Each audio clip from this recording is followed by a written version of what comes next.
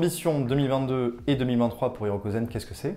Déjà, 2 ans après le lancement d'Hirokozen, la SCPI compte plus de 200 partenaires constituant ce patrimoine, plus de 4000 associés, plus de 50 actifs en portefeuille malgré notre jeunesse dans 5 pays d'Europe et un label ISR.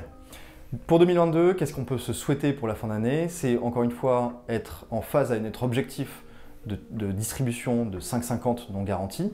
Nous pensons même, tel que nous l'avons fait l'année dernière en 2021, battre cet objectif. Pour rappel, nous avons servi un taux de distribution en 2021 de 7,10% et nous espérons encore une fois battre cet objectif pour 2022.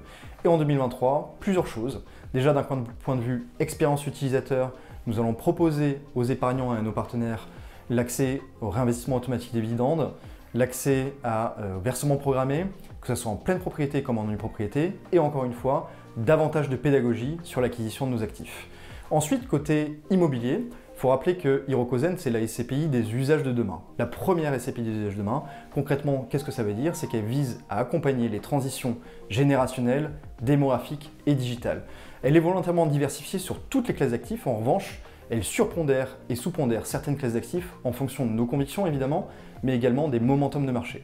Aujourd'hui, on fait très peu de bureaux. Pourquoi? Parce que le bureau est en profonde mutation. Aujourd'hui, on parle même de work hospitality, c'est-à-dire que vous avez des espaces de vie, de réception, de convivialité au sein des bureaux et on visera ces classes d'actifs.